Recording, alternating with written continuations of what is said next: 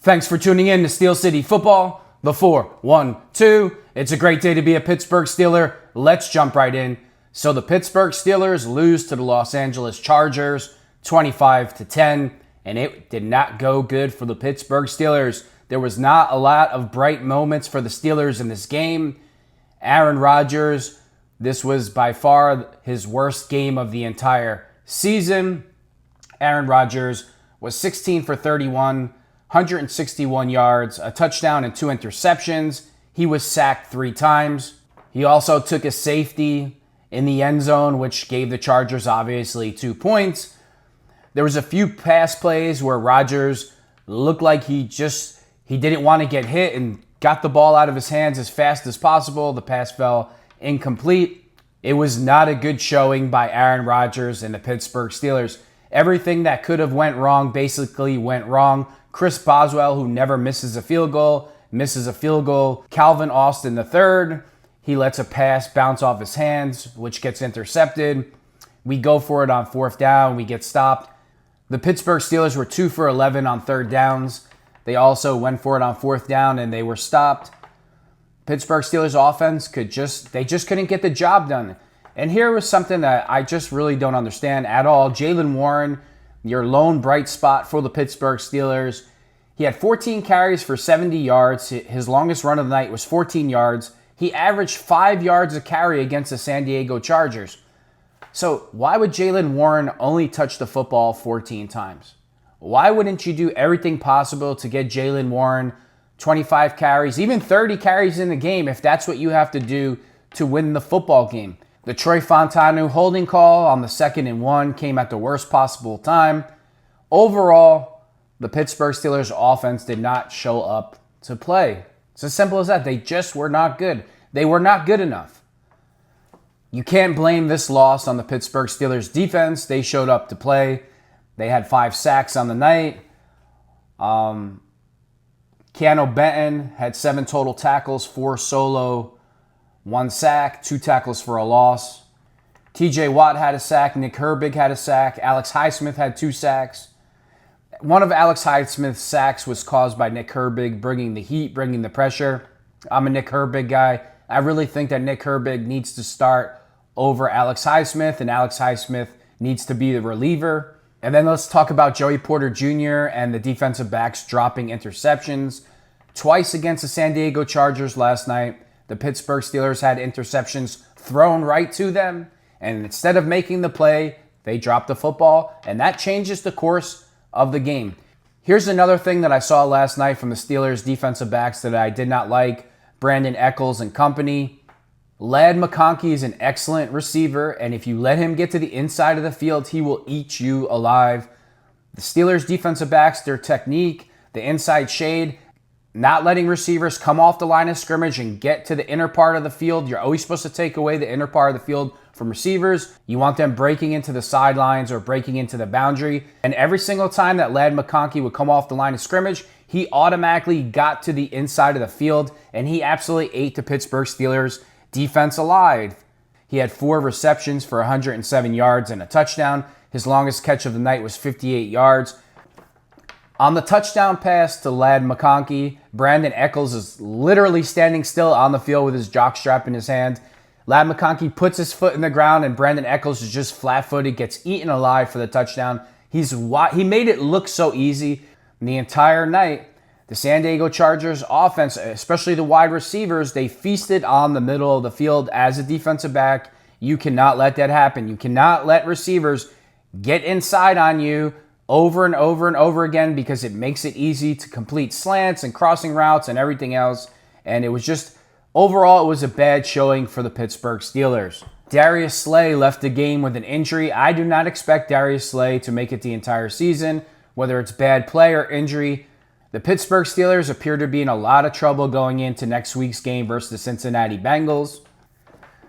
You know, Kamani Vidal, the Los Angeles Chargers running back, he's the 3rd string running back.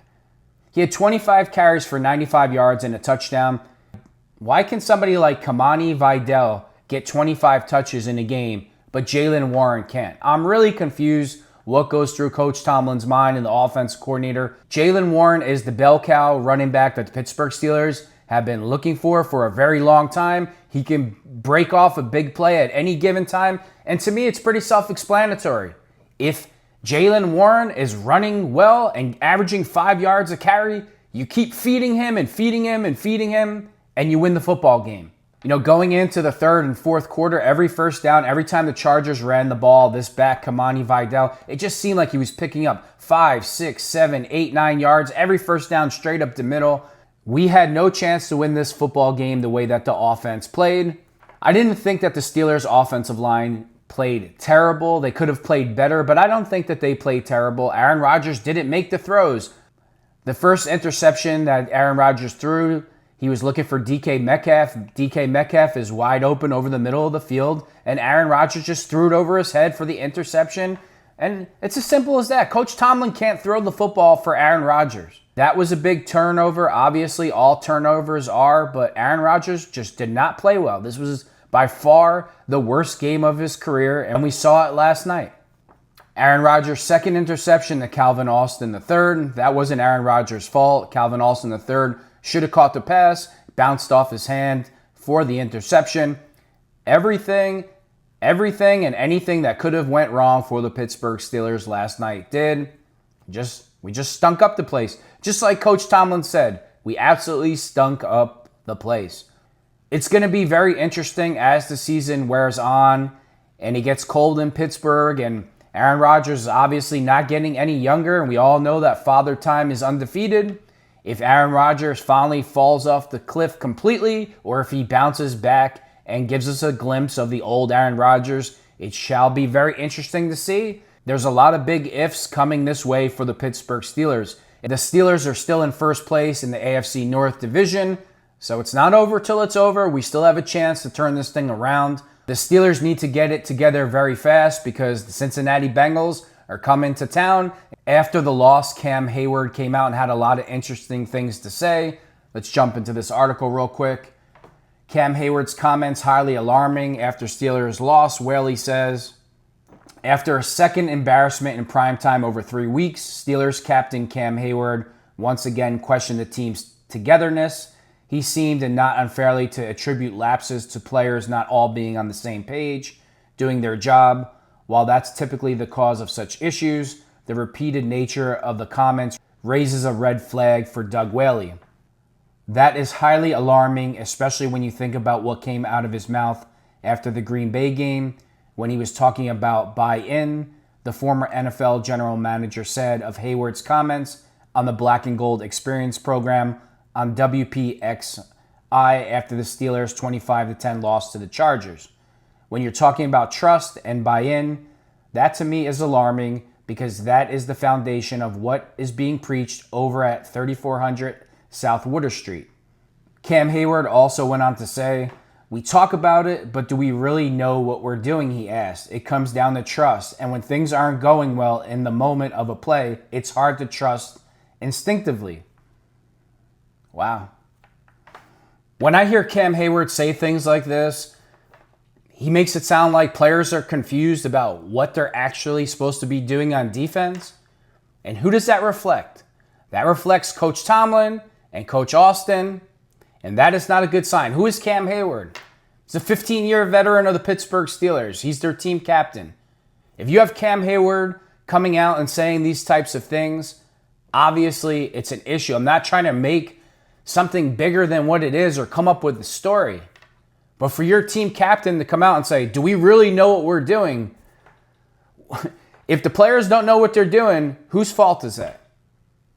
And if the coaches take the stance of, well, they know what they're doing, they've been told over and over what to do, and then you have players doing whatever they want to do, and then those players aren't disciplined for doing whatever they want, who does that fall back on again? Once again, it falls back on Coach Tomlin and Coach Austin. It's going to be very interesting to see how things shape up for the Steelers. We're still in it to win it. We still have a chance to go to the playoffs. Fine. We didn't play well. But at any given Sunday, we all know the story. We came out last week. We beat the Colts.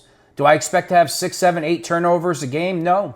But we still had 5 sacks against the San Diego Chargers. They didn't run the ball down our throats. The Pittsburgh Steelers defense came to play, but when your offense does absolutely nothing, you have no chance to win the game. Are the Steelers ever going to play complementary football an entire game for the rest of the year? That remains to be seen. When coming out of the Colts game, I kind of felt this way. There are no flukes in the NFL. I don't like when people say it was a fluke, the game was handed to them. That's not true. The Steelers practice takeaway turnover culture. They've been leading the league for 4 or 5 years in turnovers. That's not a fluke. That's not a give me. They practice that. You practice how you're going to play, and obviously it shows on the field. But when you get that many turnovers versus the Colts, but the offense is still sputtering, but after a win like that, it leaves you with a lot of questions. And it's going to be very interesting what happens the remainder of the season. And we're just going to have to take it one game at a time and go from there. And with that being said, thanks for tuning in to Steel City Football, the 4-1-2.